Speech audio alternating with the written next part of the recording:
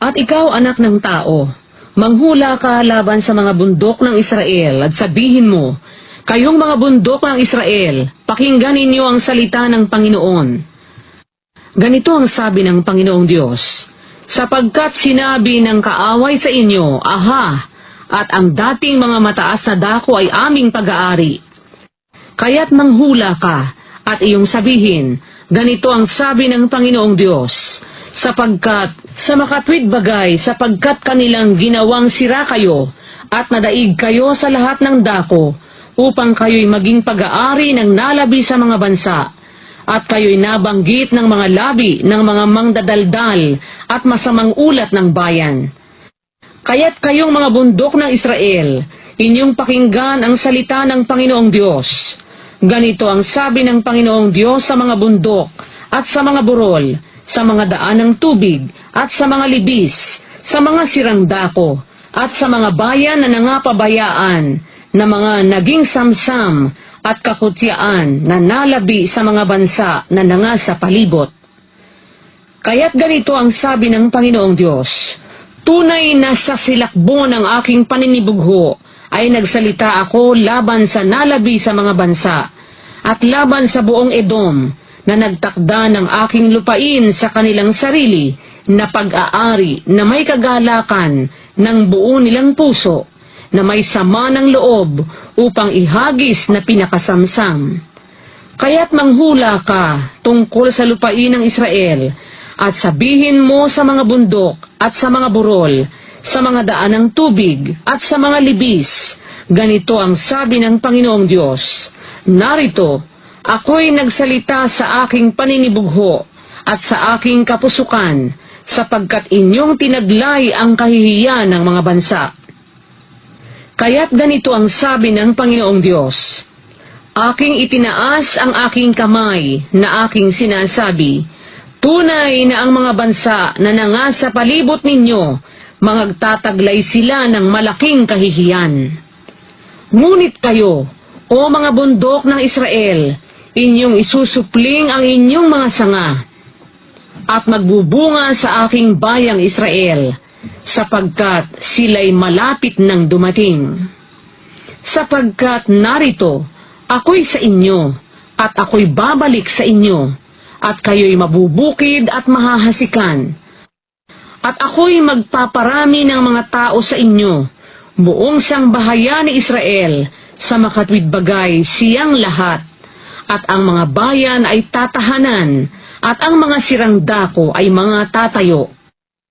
At ako'y magpaparami sa inyo ng tao at hayop, at sila'y magsisidami at magkakaanak, at aking patatahanin kayo ayon sa inyong dating kalagayan, at gagawan ko kayo ng magaling kaysa una, at inyong malalaman na ako ang Panginoon.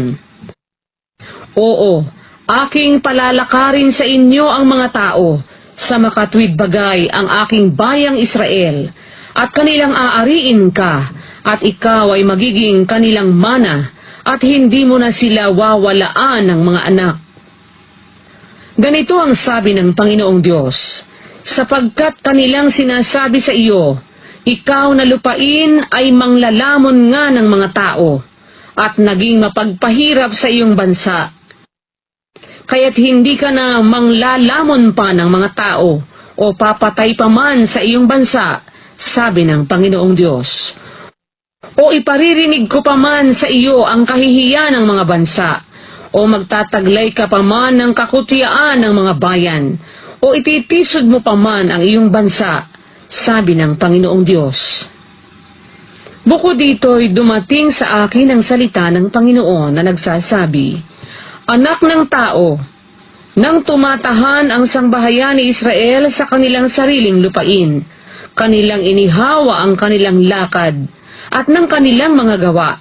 Ang kanilang lakad sa harap ko ay naging parang karumihan ng babae sa kanyang kapanahunan.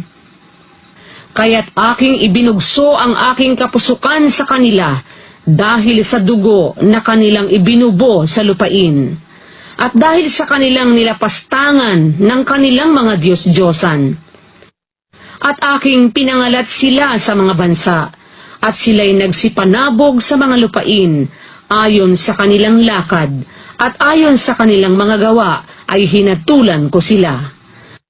At nang sila'y dumating sa mga bansa na kanilang pinaroonan, kanilang nilapastangan ang aking banal na pangalan sa pagsasabi ng mga tao tungkol sa kanila. Ang mga ito ay bayan ng Panginoon at nagsilabas sa kanyang lupain. Ngunit iginalang ko ang aking banal na pangalan na nilapastangan ng sangbahayan ni Israel sa mga bansa na kanilang pinaroonan. Kaya't sabihin mo sa sangbahayan ni Israel, ganito ang sabi ng Panginoong Diyos, hindi ko ginawa ito dahil sa inyo, o sangbahayan ni Israel, kundi dahil sa aking banal na pangalan na inyong nilapastangan sa mga bansa na inyong pinaroonan. At aking babanalin ang aking dakilang pangalan na nalapastangan sa mga bansa na inyong nilapastangan sa gitna nila, at malalaman ng mga bansa na ako ang Panginoon, sabi ng Panginoong Diyos, pagka ako'y aariing banal sa inyo sa harap ng kanilang mga mata, sapagkat aking kukunin kayo sa mga bansa, at pipisanin ko kayo na mula sa lahat ng lupain, at dadalhin ko kayo sa inyong sariling lupain. At ako'y magwiwisik ng malinis na tubig sa inyo, at kayo magiging malinis sa buo ninyong karumihan, at sa lahat ninyong mga Diyos-Diyosan, lilinisin ko kayo. Bibigyan ko rin naman kayo ng bagong puso, at lalagyan ko ang loob ninyo ng bagong diwa, at aking aalisin ang batong puso sa inyong katawan, at aking bibigyan kayo ng pusong laman. At aking ilalagay ang aking espiritu sa loob ninyo, at palalakarin ko kayo ng ayon sa aking mga palatuntunan, at inyong iingatan ang aking mga kahatulan at isasagawa. At kayo'y magsisitahan sa lupain na ibinigay ko sa inyong mga magulang, at kayo'y magiging aking bayan, at ako'y magiging inyong Diyos. At lilinisin ko kayo sa lahat ninyong karumihan, at aking patutubuin ang trigo, at aking pararamihin, at hindi na ako magpaparating ng kagutom sa inyo. At aking pararamihin ang bunga ng punong kahoy, at ang ani sa bukid, upang huwag na kayong tumanggap pa ng kadustaan ng kagutom sa mga bansa. Kung magkagayoy, inyong maaalaala ang inyong mga masamang lakad, at ang inyong mga gawa na hindi mabuti, at kayo'y mayayamot sa inyong sarili, sa inyong paninging sarili, dahil sa inyong mga kasamaan, at dahil sa inyong mga kasuklam-suklam. Hindi dahil sa inyo ginagawa ko ito, sabi ng Panginoong Diyos, tantuin ninyo, kayo'y mga hiya at mga lito, dahil sa inyong mga lakad, o sangbahayan ni Israel. Ganito ang sabi ng Panginoong Diyos, sa araw na aking linisin kayo sa lahat ninyong kasamaan, aking patatahanan ang mga bayan, at ang mga gibang dako ay mga tatayo.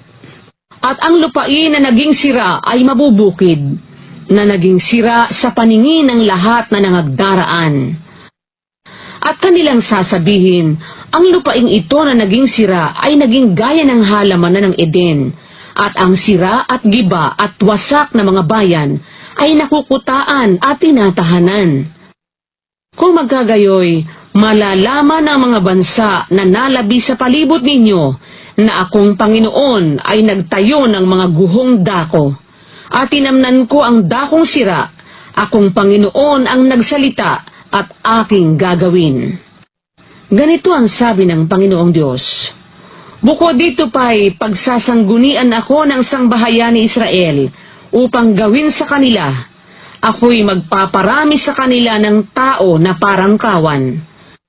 Kung paano ang kawan na panghain, kung paano ang kawan ng Jerusalem sa kanilang mga takdang kapistahan, gayon mapupuno ang mga gibang bayan ng mga kawan ng mga tao, at kanilang malalaman na ako ang Panginoon.